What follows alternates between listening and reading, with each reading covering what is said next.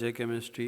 देखो, जय केमिस्ट्री इसलिए बोलता हूँ ताकि केमिस्ट्री की इज्जत करो, केमिस्ट्री तुम्हारी इज्जत करेगा। ठीक है, तो चलिए स्टार्ट करते हैं नया चैप्टर हाइड्रोकार्बन। पूरा प्रीवियस ईयर करेंगे कि क्वेश्चन डिस्कस करेंगे, क्वेश्चन में क्या सोचना है, किस तरीके से एलिमिनेट करना है, किस रिएजेंट का क्या रोल है, क्या ट्रिक है, सारी चीज़ें डिस्कस करेंगे। आपको सारी चीज़ें सुननी है, पर पहले ट्राई क्या करो खुद अटेम्प्ट करने का, उसके बाद फिर सोल्यूशन देखा करो। ठीक है, थैंक यू सो मच। चलो स्टार्ट करते हैं नया चैप्टर हाइड्रोकार्बन। ठीक है, 22 चैप्टर है। पहला क्वेश्चन है, the following skew conformation of ethane H-CCH double dash dihedral angle is. अब आपको डायहेड्रल एंगल बताना है। देखो बेटा, क्या है कि इस और इसके बीच का एंगल इन्होंने दे रखा है कितना बड़ा, 29 डिग्री एंगल दे रखा है। और आप ये जानते हैं कि यहाँ और इसके बीच में ये जो एंगल होता है ये कितना होता है बड़ा, 120 डिग्री का एंगल होता है। तो सिंपली ये एच डैश से लेके ये एच का तक का एंगल कितना हो जाएगा बड़ा, देखो 120 प्लस 29 कितना हो जाएगा बड़ा, 149। सिंपल है, तो हो गया है आंसर। बस आपको पता होना चाहिए था दैट इस एच और इस एच के बीच में एंगल कितना होता है बड़ा। हाँ, वेरी गुड। कितना अपना होता है 120 का, और इस एच और इस एच के बीच में होता है कितना, 60 का, है ना। इस तरीके से आप कर सकते थे ये question. Which of this factor does not govern the stability of conformation of acyclic compound? मतलब आपको बताना है कि इसमें से कौन से जो हमारे फैक्टर्स हैं वो stability of conformation of acyclic compound जो होते हैं हमारे, असाइक्लिक कंपाउंड्स के क्या क्या होते हैं हमारे पास, जैसे कि आपने देखे होंगे chair conformation, board conformation, half chair, twist board, इस तरीके से।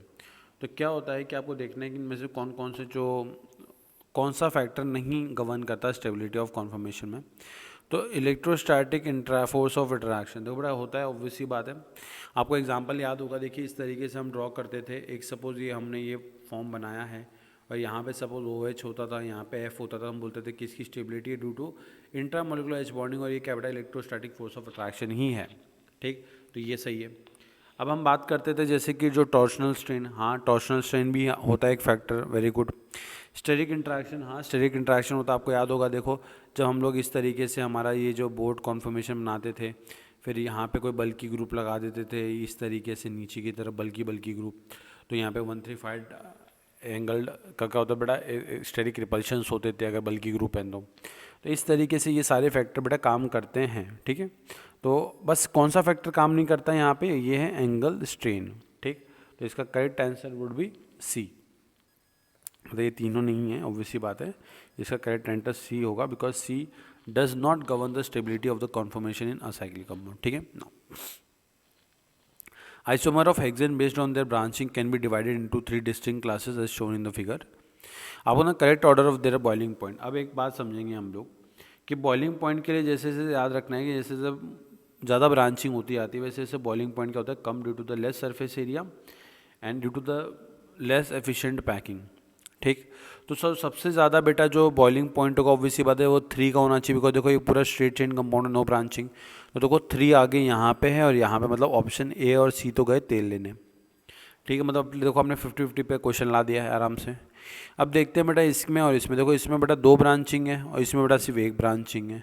तो ऑब्वियसली बात है जिसमें कम ब्रांचिंग उसका बॉइलिंग पॉइंट ज़्यादा, मतलब 2 आगे आएगा, फिर उसके बाद 1 आएगा, तो मतलब करेक्ट आंसर इज बी। ठीक है, याद रखना जो बॉइलिंग पॉइंट होता है that is inversely proportional to the बेटा ब्रांचिंग और direct proportional to the molecular मास।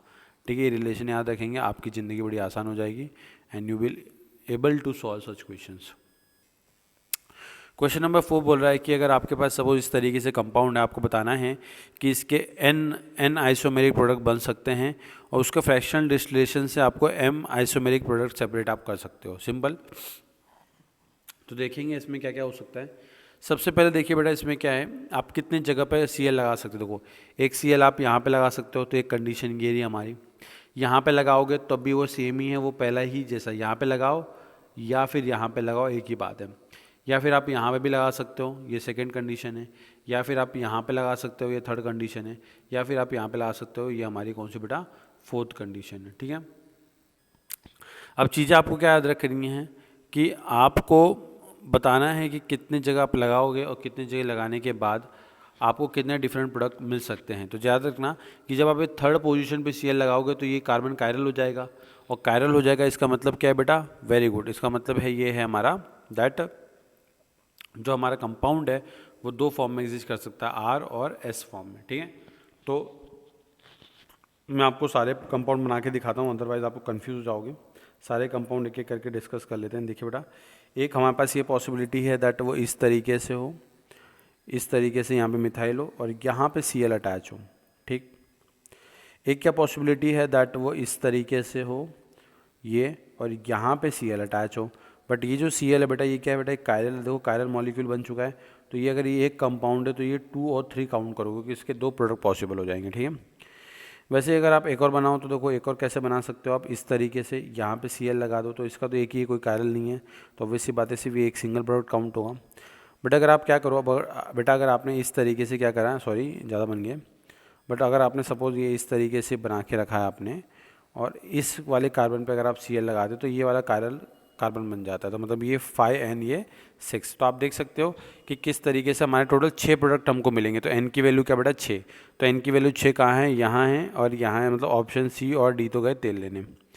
अब देखते हैं एम। अब आप याद रखेंगे एक चीज़, क्या याद रखेंगे कि जो हमारे जो स्टीरियो आइसोमर्स होते हैं, जैसे इसके 2 फॉर्म है आर और एस, मतलब एक दूसरे के इनैंशियोमर होंगे, और इनैंशियोमर को आप फ्रैक्शनल डिस्टिलेशन से अलग नहीं कर सकते। क्यों नहीं अलग कर सकते, बिकॉज उनके बॉइलिंग पॉइंट सेम होते हैं।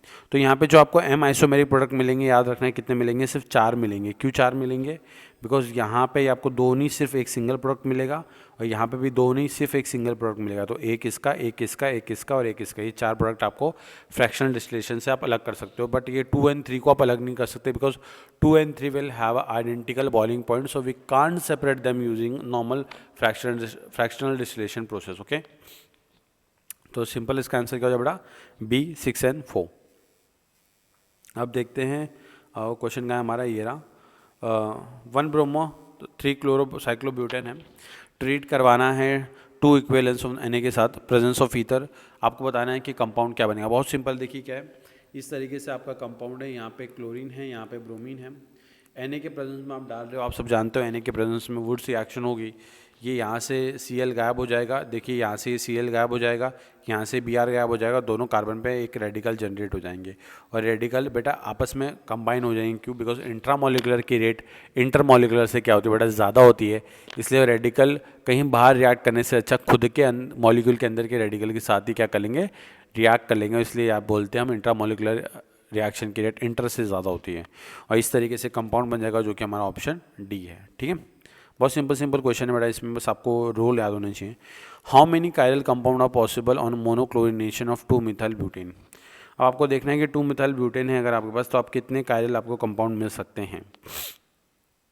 देखिए how many chiral compounds are possible on monochlorination, देखते हैं। 2 मिथाइल ब्यूटेन बना ले पहले, तो आप देखो ये रहा 2 मिथाइल ब्यूटेन। कहाँ कहाँ बना सकते हो, अभी हमने पहले ही देखा, देखो यहाँ पे शायद से ये जो स्ट्रक्चर था इनका, ये वाला 1 2 3 4, देखो ये 2 मिथाइल ब्यूटेन ही है और कुछ नहीं है। तो देखो इसमें हमको कितने कंपाउंड मिले थे बेटा, हाँ 6 कंपाउंड मिले थे। तो देखिए यहाँ पे भी अगर आप मोनोक्लोरिनेशन करवाएंगे तो आपको भी यहाँ पे भी 6 कंपाउंड ही मिलेंगे। देखो एक यहाँ लगा देना, एक यहाँ लगा देना, एक यहाँ और एक यहाँ। यहाँ पे लगाओगे तब ये कायरल बन जाएगा, तो 2 काउंट कर लेना, और यहाँ पे लगाओगे तो ये कायरल बन जाएगा, इसको 2 काउंट कर लेना, तो टोटल 6 आ जाएंगे आपके, ठीक है।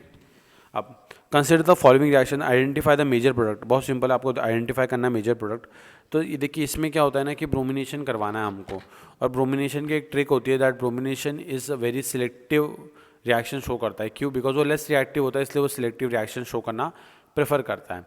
अब अगर वो सिलेक्टिव रिएक्शन शो करता है तो हमेशा याद रखना है कि ब्रोमीन रेडिकल हमेशा उस पोजीशन पे आके लगता है जहाँ पे सबसे ज़्यादा स्टेबल रेडिकल बन सकता है। देखो बेटा, रेडिकल यहाँ बने, या फिर यहाँ बने, या फिर यहाँ पे बने।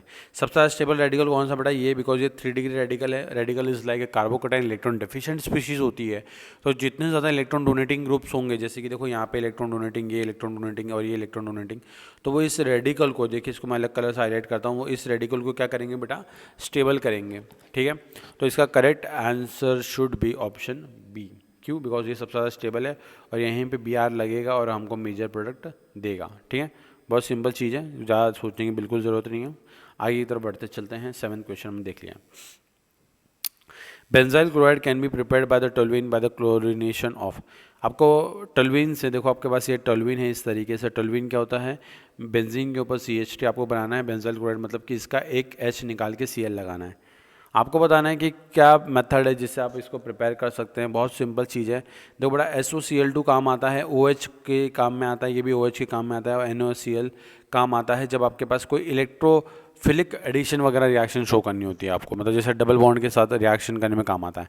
तो सिंपली हम क्या इस्तेमाल करेंगे, क्लोरीन का इस्तेमाल करेंगे इन प्रेजेंस ऑफ HNu या फिर हीट। तो क्या होगा बेटा, फ्री रेडिकल रिएक्शन होगी। और देखो यहाँ पे रेडिकल बनेगा, यहाँ पे रेडिकल क्यों बनेगा, बिकॉज वो रेजोनेंस स्टेबलाइज रेडिकल होगा, so it will be very highly stable radical.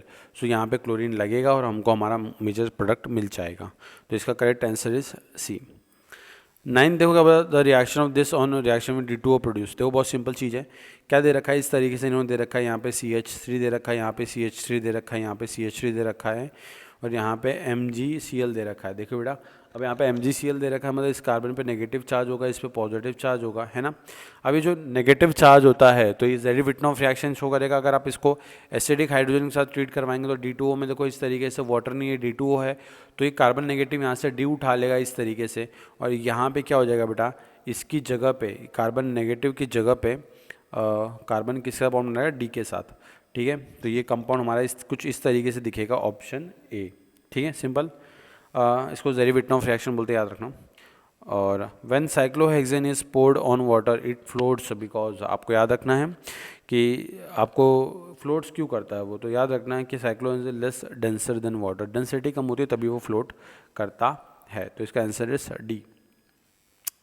The CH bond dissociation is longest in, bond distance is longest in. बहुत सिंपल है, देखो आपको देखना है किस में लॉन्गेस्ट है।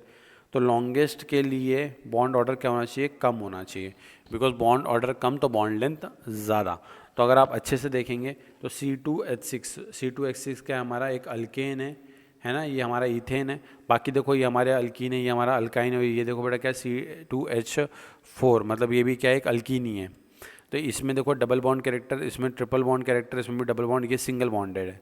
तो सिंगल बॉन्ड मतलब इसका बॉन्ड ऑर्डर 1 है। अगर इसका बॉन्ड ऑर्डर 1 सबसे कम, बॉन्ड ऑर्डर कम तो बॉन्ड लेंथ सबसे ज़्यादा, तो ऑप्शन इसका करेक्ट क्या बेटा, सी। ठीक है, सिंपल। चलिए आगे की तरफ बढ़ते हैं। Question number 12, the compound which has 1 isopropyl group is. Isopropyl group अगर आपको पहचानना है, बहुत सिंपल होता है। Isopropyl group some look something like this, इस तरीके से ये जो ग्रुप होता है हमारा, इसको हम आइसोप्रोपाइल ग्रुप कहते हैं। ठीक है, मतलब इस तरीके से, एक second, let me just make it more clear to you. ये इस तरीके से, ये आइसोप्रोपाइल ग्रुप है। ठीक है, वो आइसोब्यूटाइल हो गया था जो पहले सिलेक्शन किया था मैंने। ठीक, तो आपको बताना है कि हैज़ 1 आइसोप्रोपाइल ग्रुप। बहुत सिंपल, अगर आप स्ट्रक्चर बनाएंगे, देखिए मैं बनाता हूँ स्ट्रक्चर। 2 मिथाइल पेंटेन का स्ट्रक्चर बनाऊँ तो इस तरीके से बनेगा। पेंटेन मतलब 5 कार्बन और ये रहा। तो देखिए आप, ये कौन सा ग्रुप बेटा, आइसोप्रोपाइल ग्रुप है इसके पास। वेराज अगर आप बाकी कार्बन को देखेंगे तो वहाँ पे देखो आपको 4 डिग्री कार्बन मिलेगा। तो 4 डिग्री कार्बन नहीं होना चाहिए हमारे पास, 3 डिग्री कार्बन होना चाहिए। ठीक है, इसलिए करेक्ट आंसर इज डी। बात करते हैं आगे की तरफ बढ़ते हैं हम लोग, थोड़ा सा साफ सफाई करते हुए। और question number 13, the highest boiling point is expected for. अब देखो हाईएस्ट बॉइलिंग पॉइंट, देखो इसमें तो भाई साहब में इतनी ब्रांचिंग है कि क्या बताऊँ मैं आपको। ठीक, बट आपको एक चीज़ ध्यान रखनी है कि ब्रांचिंग वगैरह सब तो ठीक है, बट ये देखो बेटा N ऑक्टेन है और ये N ब्यूटेन है, ये आइसोब्यूटेन है। देखो इसमें भी ब्रांचिंग होगी, इसमें भी ब्रांचिंग होगी, और इन दोनों में ब्रांचिंग नहीं है। तो अब हमको डिसाइड करना है कि N ऑक्टेन और N ब्यूटेन में किसका हायर बॉइलिंग पॉइंट होगा। तो बहुत सिंपल चीज़ है कि ऑक्टेन में 8 कार्बन, ब्यूटेन में 4 कार्बन, तो मोलर मास इसका ज़्यादा होगा, तो इसका बॉइलिंग पॉइंट ज़्यादा है बी का as compared to D. Simple. Which of the following compound does not dissolve in the concentrated H2SO4 even on warming.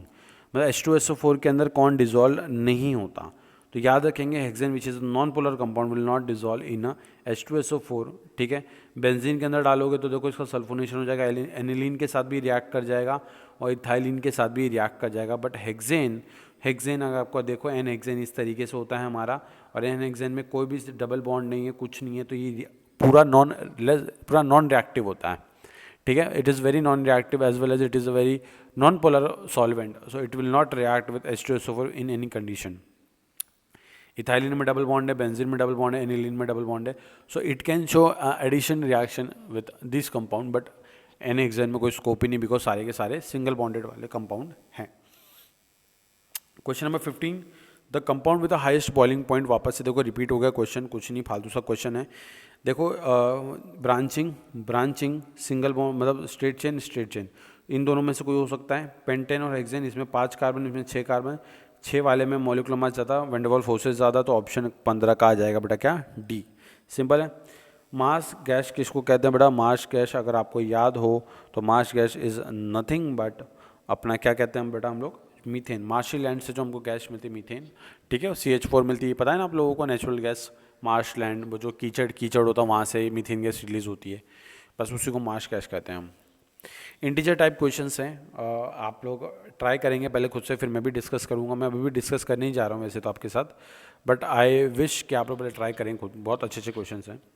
The maximum number of isomer including stereo isomer that are possible on monochlorination of the following compound is. आपको इसके monochlorination पे देखना है कितने compound बन सकते हैं। देखिए आपके पास compound is something like this, ऐसा कुछ कंपाउंड है आपके पास, ये बीच वाले यहाँ पे देखो, इस पे CH3 लगा हुआ है, ठीक। देखो एक बार यहाँ लग सकता है, एक बार यहाँ लग सकता है, और एक बार यहाँ लग सकता है, ठीक। और कहाँ लग सकता है, और एक बार यहाँ लग सकता है। तो 4 तो ऐसे ही पॉसिबल हो गए। बट अगर आप एक चीज़ गौर करेंगे तो यहाँ पे जब लगेगा तो ये कायरल सेंटर, तो उसका एक और ऐड कर लो। और जब ये यहाँ लगेगा तब ये कायरल सेंटर नहीं बन पा रहा, बट जब ये यहाँ लगेगा तब भी ये कायरल सेंटर नहीं बन पा रहा, ठीक। बट अगर आप इसको कहाँ लगाते हैं, हाँ अगर आप इसको ओके कहाँ लगाएंगे बेटा, अगर आपने यहाँ टर्मिनल पे लगाया तो देखो बेटा ये बीच वाला भी कायरल बन जाएगा, नहीं बन जाएगा, बन जाएगा, ठीक। तो ऑब्वियस सी बात है, इसमें भी फिर एक और ऐड कर दो आप। तो इस तरीके से आप देखते जाओगे तो टोटल आपको कितने मिल जाएंगे बेटा, वेरी गुड, आपको टोटल कितने मिल जाएंगे, 8 पर्टिकुलर मिलेंगे। कैसे 8 मिलेंगे, 4 तो नॉर्मल मिलेंगे, ठीक। आपको कायरल सेंटर काउंट करने हैं, जैसे कि मैं आपको पूरा बना के दिखा देता हूँ। सपोज़ एक बार मैंने कहाँ लगा दिया, इस तरीके से हमारा कंपाउंड है ये, ठीक है, ये कंपाउंड है हमारा।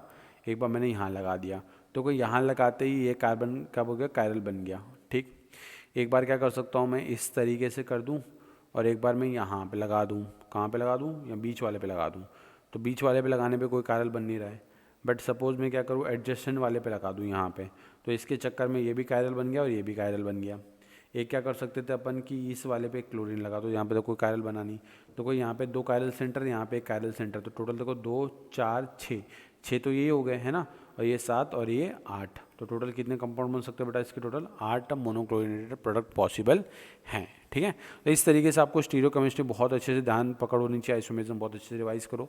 एडवांस में स्पेसिफिकली ऐसे क्वेश्चन आते हैं। Which of the following alkane will when treated with HCl yields majorly an anti-Markovnikov product? आपको बताना है कि ऐसा कौन सा अल्कीन है जो HCl के साथ ट्रीट करने पे एंटी मार्कोनिकॉफ क्या बोलता है कि सपोज आपके पास 2 इस तरीके से है, ये सपोज आपके पास एक अल्कीन है इस तरीके से, और आप इसमें HCl डालते हो, तो क्या होता है कि जो नेगेटिव पार्ट होता है वो उसके पास जाता है कार्बन के पास जिसके पास less number of hydrogen atom होते हैं, और जो पॉजिटिव पार्ट है वो जाता है किसके पास बेटा, जिसके कार्बन के पास more number of hydrogen atom होते हैं। ये तो मार्कोनिकॉफ रूल होता है। एंटी मार्कोनिकॉफ में जब रिवर्स H जाएगा लेस के पास और Cl जाएगा मोर हाइड्रोजन कंटेनिंग कार्बन के पास, ठीक है। आप देखते हैं, देखो बेटा इसमें अगर आप HCl डालते हो इसके अंदर तो H यहाँ पे लग जाएगा और Cl यहाँ पे लगेगा, बिकॉज कार्बोकेटाइन यहाँ पे स्टेबल होगा कि नहीं होगा। अब आपको सोचना है कि 5th वाले में कार्बोकेटाइन वहाँ पे स्टेबल होगा कि नहीं होगा। Late me just a minute, हम लोग डायरेक्ट 5th वाला डिस्कस करने बैठ गए, फर्स्ट वाला डिस्कस कराएंगे। आई एम रियली सॉरी, इसका नंबर अभी नहीं है बेटा, रुक जा तू, तेरा भी नंबर नहीं आया है। नंबर यहाँ से स्टार्ट करेंगे हम लोग, नंबर 1 से, ठीक है। सिंपल क्वेश्चन से स्टार्ट कर रहे हैं, बहुत आसानी से कर लेंगे हम इसको। तो पहला वाला क्वेश्चन करते हैं हम लोग, ठीक है बेटा। चलो कंटिन्यू करते हैं। पहला क्वेश्चन देखिए बेटा आप, पहले वाले क्वेश्चन में आपको इस तरीके से कुछ सीक्वेंस दे रखा है इतना बड़ा, और आपको पूछ रहा है कि ये बताओ। बहुत सिंपल है, सारे सिंपल क्वेश्चन है। देखो अगर Ag2 के साथ अगर A को पीपीटी देनी है, तो देखो ये मेटल है, मेटल को अगर पीपीटी दिलवानी है A के साथ, मतलब इसके पास एसिडिक हाइड्रोजन होना चाहिए। एसिडिक हाइड्रोजन B के पास है ही नहीं, क्योंकि ये नॉन टर्मिनल अल्काइन है और ये अल्कीन है, तो इसके पास तो है ही नहीं। तो ये 2 ऑप्शन तो वैसे एलिमिनेट हो जाते हैं। देखो एसिडिक हाइड्रोजन एक ये रहा और ये रहा, ठीक। तो A और C में हमको देखना है कि पॉसिबल प्रोडक्ट क्या हो सकता है। अब ये बोल रहा है कि पहले आप Hg+2 के साथ रिएक्ट करो, फिर NaBH4 के साथ रिडक्शन कराओ, फिर इसका लूकास रिएजेंट के साथ टेस्ट कराओ, तो आपको टर्बिडिटी मिलती है 5 मिनट बाद, ठीक। तो देखते हैं हमारा कौन क्या क्या क्या है। अब मैं आपको सीधा, या तो आप क्या कर सकते हो, सारे ऑप्शन को ट्रीट करो, मतलब उसको एक ही जगह पे रखो और सारी रिएक्शन करके देखो और देखो कि क्या वो चीज़ें बन रही हैं कि नहीं बन रही हैं, ठीक है। तो अब मैं आपको एक सिंपल चीज़ बताता हूँ, दैट अगर आपने ऑप्शन A के साथ स्टार्ट करा तो क्या होगा, यहाँ पे लास्ट में इस वाली स्टेप में बनेगा 1 डिग्री अल्कोहल, और जिसमें टर्बिडिटी कुछ मिनट नहीं, कम से कम आधा 1 घंटा लग जाता है। 5 मिनट मिल रहा है, इसका मतलब क्या है, ये 2nd डिग्री वाला अल्कोहल होगा। अगर कुछ सेकेंड लिखा होता तो इसका मतलब वो 3 डिग्री वाला अल्कोहल है। ठीक, तो 5 मिनट मतलब 2nd डिग्री अल्कोहल, और 2nd डिग्री अल्कोहल सी के साथ पॉसिबल है। ठीक, कैसे पॉसिबल है मैं आपको करके दिखाता हूँ। देखिए, बहुत आसानी से करके दिखाता हूँ। देखिए, ये कंपाउंड है, इसकी रिएक्शन पहले Hg+2 और H+ के साथ कराओ। क्या होगा, H यहाँ लग जाएगा और OH यहाँ लग जाएगा। ठीक है, अब याद रखेंगे कि यहाँ पे ट्रिपल बॉन्ड है, डबल बॉन्ड नहीं है, वो ट्रिपल बॉन्ड है। ठीक है, अब देखिए ये क्या बन जाएगा, इस तरीके से CH3 COH double bond CH2 है ना। अब क्या करेंगे, इसका टोटोमर बना देंगे आप, क्योंकि इनॉल फॉर्म में इसका कीटो फॉर्म बनाओ तो ये कन्वर्ट हो जाएगा CH3 C double bond O CH3, ketone बन गया। इसकी रिडक्शन NaBH4 से कराओगे तो H नेगेटिव आएगा, अटैक मारेगा यहाँ पे, उसको कन्वर्ट कर देगा CH3 COH CH3 के अंदर।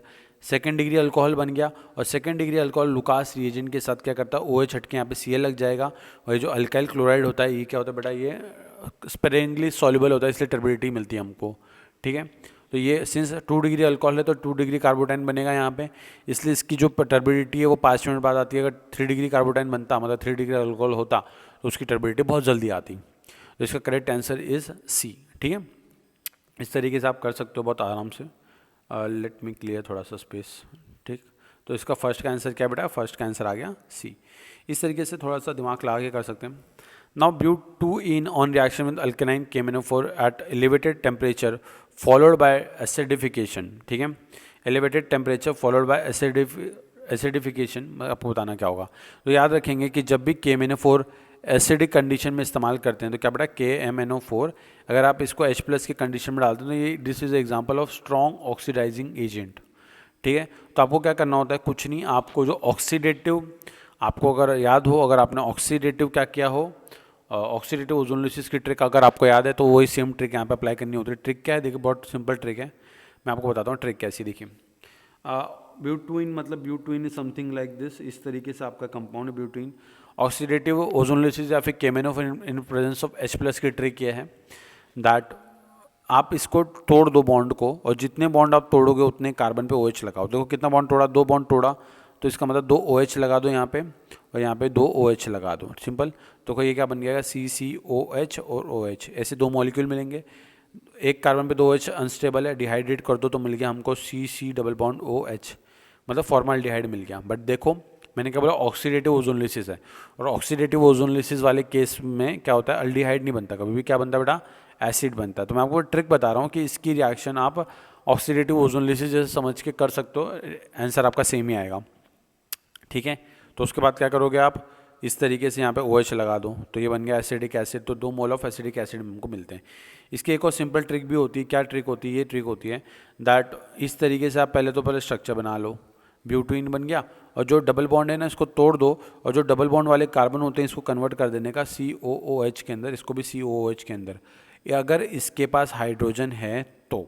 ठीक है, अगर क्यूब में कर रहा हूँ हाइड्रोजन है तो, बिकॉज अगर इसके पास हाइड्रोजन नहीं हो, यहाँ पे CH3 लगा हुआ है, तो आप इस कार्बन को कैसे C डबल बॉन्ड O बनाओगे, क्योंकि 2 वैलेंसी तो पहले से सेटिस्फाई है, और इसको C डबल बॉन्ड OH बनाने के लिए इसके पास सिर्फ एक मिथाइल ग्रुप होना चाहिए। ठीक है, अगर इस कार्बन के पास 2 CH3 ग्रुप है, 2 अल्काइल ग्रुप है, तो आप कीटोन बना देना। अगर इस कार्बन दोनों के पास अगर एक हाइड्रोजन है तो इसको COH और COH के अंदर कन्वर्ट कर देना, सिंपल है।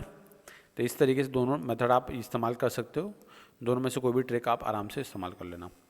थर्ड, द मेजर प्रोडक्ट बताना है आपको, इसके रिएक्शन में क्या बनेगा, बहुत सिंपल है। देखिए, इसमें सबसे ज़्यादा जो ध्यान देने वाली बात है दैट यहाँ पे वाटर पे ध्यान देने वाली बात है, बिकॉज नॉर्मल बच्चे क्या सोचते हैं, Cl2 का एडिशन करना है, यहाँ पे Cl चिपका दो, यहाँ Cl चिपका दो, और इस तरीके से वो कुछ करके आ जाते हैं।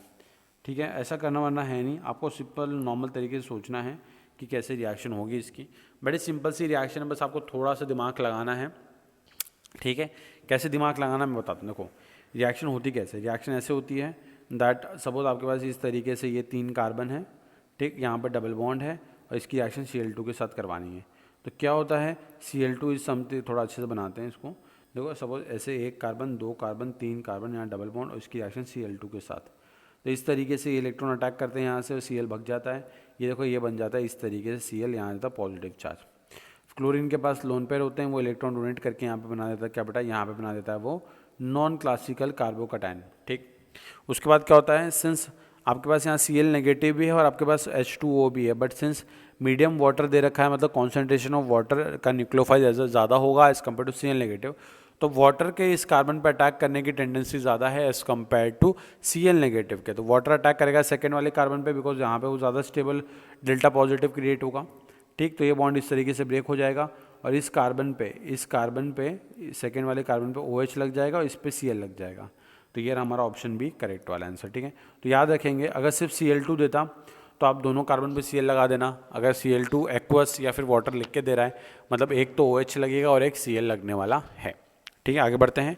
क्वेश्चन नंबर 4, आपको major product of the following reaction बताना है। DCl की एक इक्विवेलेंट के साथ रिएक्शन करो और उसके बाद DI की रिएक्शन करो, आपको बताओ कि प्रोडक्ट क्या बनेगा। बहुत सिंपल चीज़ है, इसमें आपको बस याद रखना है कि एडिशन करवाना मार्कोनिकॉफ रूल के अकॉर्डिंग। देखिए इस तरीके से CH3C triple bond CH addition कर दो DCl का, D positive Cl negative, D को यहाँ भेज दो, Cl को यहाँ भेज दो, मार्कोनिकॉफ रूल, तो बन जाएगा CH3CCl और ये इस तरीके से यहाँ पे CHD बन जाएगा। ठीक है, यहाँ पे Cl है। ठीक है, और ये बन चुका है, यहाँ पे एक डबल बॉन्ड बचा हुआ है।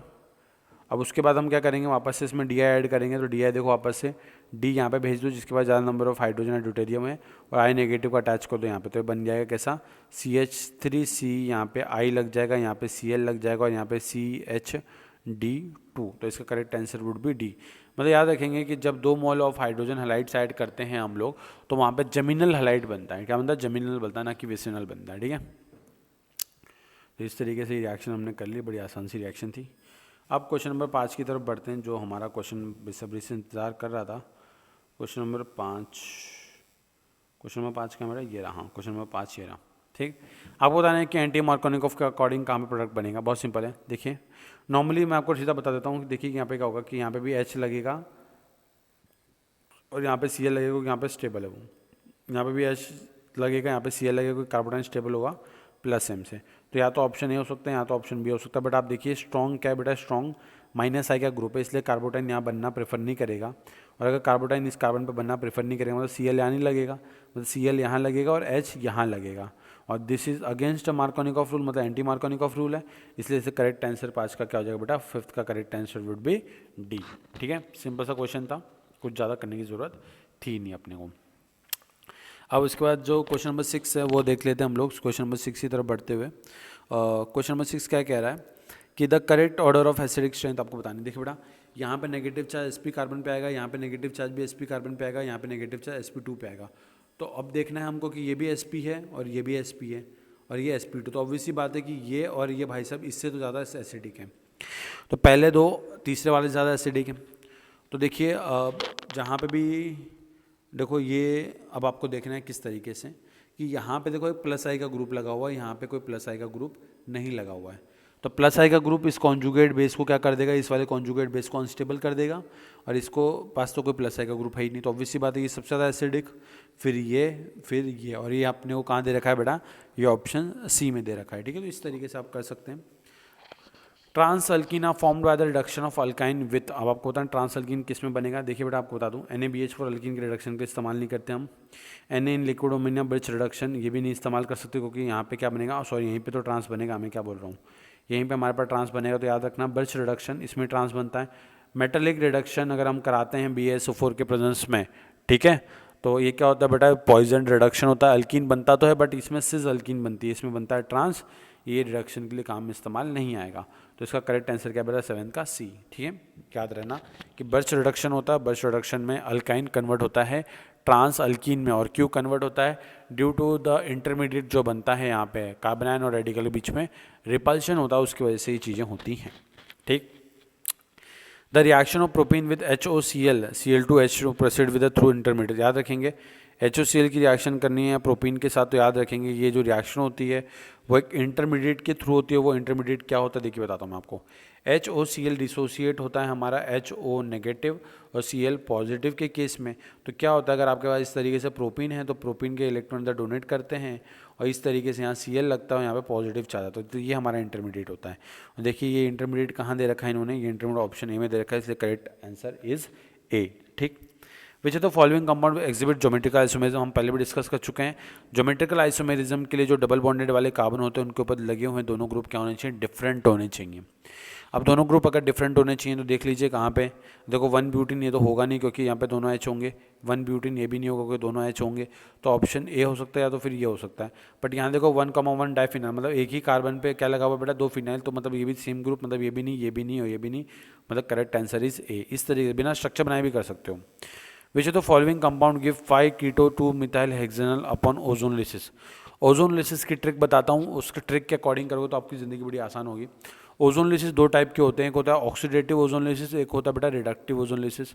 ऑक्सीडेटिव ओजोन लिसिस में आपको ओजोन के साथ H2O देखने मिलता है और रिडक्टिव ओजोन लिसिस में आपको ऑक्सीजन के साथ या तो आपको CH3SCH3 देखने को मिल सकता है या तो फिर आपको देखने को मिलता है मेटल जो कि होता है जिंक। अगर आपको ये चीज़ें मिलती है ओजोन के साथ मतलब रिडक्टिव ओजोन लिसिस है। अगर आपको सिर्फ ओजोन मिल रहा है या फिर वाटर मिल रहा है साथ में तो इसका मतलब है वो हमारा ऑक्सीडेटिव ओजोन लिसिस है। आप यहाँ पे आप देख सकते हैं। अब मैं आपको ट्रिक बताता हूँ, ट्रिक बताने जा रहा हूँ। ट्रिक देखिए, ट्रिक कुछ इस तरीके से है, बहुत सिंपल है। अगर आपको किसी भी चीज़ का मतलब सपोज ये इस तरीके से कंपाउंड है हमारा, ये यहाँ पे H, यहाँ पे H और ये, इसका आपको क्या करना है बेटा, ऑक्सीडेटिव ओजोन लिसिस करना है, रिडक्टिव करना है। तो बहुत सिंपल चीज़ होती है दैट आप इसका बॉन्ड इस तरीके से ब्रेक कर दो पहले, ठीक है। अल्कीन या अल्काइन जो भी बॉन्ड ब्रेक करो, जितने बॉन्ड ब्रेक करोगे उतने OH लगा देना है इस कार्बन के ऊपर। तो इस पर 2 OH लग गए, 2 OH अनस्टेबल होते डिहाइड्रेट कर देना, तो ये कार्बन कन्वर्ट हो जाएगा C डबल बॉन्ड O के अंदर। तो ये बन गया बेटा क्या, CH3 C double bond OH। ठीक, तो ये तो हो गया बेटा रिडक्टिव ओजोन लिसिस का कंपाउंड।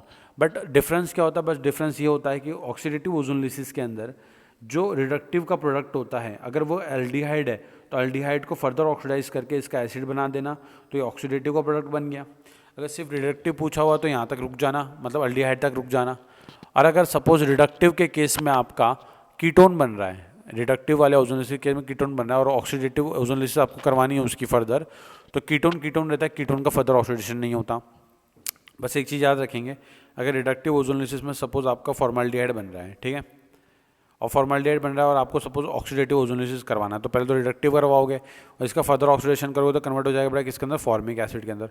और याद रखेंगे फॉर्मिक एसिड अनस्टेबल होता है, इसलिए ये डिकम्पोज हो जाता है H2O और साथ में CO2 के अंदर। ठीक है, ये चीज़ आप लोग याद रखेंगे। देखना है कि किसके ऑक्सीडेशन पे क्या बनेगा। चलिए स्टार्ट करते हैं, पहले थोड़ा साफ सफाई कर लूँ मैं, ठीक है। अब आगे की तरफ बढ़ते हुए बहुत सिंपल है, देखो इसका बॉन्ड तोड़ दो, ये बॉन्ड तोड़ दो, ये बॉन्ड तोड़ दो, ये बॉन्ड तोड़ दो, ये वाले कार्बन को बना दो C डबल बॉन्ड O, ये वाले कार्बन को भी बना दो C डबल बॉन्ड O। ये कार्बन बन जाएगा C डबल बॉन्ड O, ये कार्बन बन जाएगा C डबल बॉन्ड OH। देखो ये वाला कार्बन बन जाएगा C डबल बॉन्ड OH बन जाएगा और ये वाला कार्बन बन जाएगा बेटा क्या, C डबल बॉन्ड O बन जाएगा। ये वाला कार्बन देखो बन जाएगा C डबल बॉन्ड OH बन जाएगा और ये वाला कार्बन कन्वर्ट हो जाएगा C डबल बॉन्ड O के अंदर। बस मैंने आपको बता दिया सारा सब कुछ। अब आपको देखना है कि कौन सा हमारा 5 कीटो 2 मिथाइल हेक्सेनल है। हेक्सेनल मतलब देखो इस तरीके से 2 2 4 5 और ये 6 इस तरीके से, 2 मिथाइल मतलब सेकंड पे ये लगा दो और 1 2 3 4 5 मतलब इस तरीके से आपको देखना है कि कौन सा कंपाउंड हमको ये मिलने वाला है। तो आप सिंपली इस तरीके से आप देख सकते हैं, ट्रिक के अकॉर्डिंग करेंगे तो बड़ा आपकी ज़िंदगी आसान हो जाएगी, आप बहुत आसानी से कुछ चीज़ें कर पाओगे। ठीक है, तो इसका 10th का जो करेक्ट आंसर है, 10th का करेक्ट आंसर इज़ बी। ठीक, आगे बढ़ते हैं। एक काम करते हैं, आज यहाँ पे स्टॉप करते हैं, ज़्यादा हो जाएगा अदरवाइज़। ठीक है, अभी फ़िलहाल हमने 10 तक कर लिया है और अभी 27 क्वेश्चन डिस्कस करें इसके, और कल की क्लास में और ज़्यादा क्वेश्चन डिस्कस करेंगे and will and up this topic very soon. आने वाली 2 वीडियो के अंदर हाइड्रोकार्बन खत्म हो जाएगा। प्लीज़ चैनल को सब्सक्राइब करें, नोटिफिकेशन बेल आइकन दबाएं, पता चले वीडियो आएगी आपको। और कोई दिक्कत होती है कमेंट करके बता देना बेटा। Thank you so much. जय केमिस्ट्री।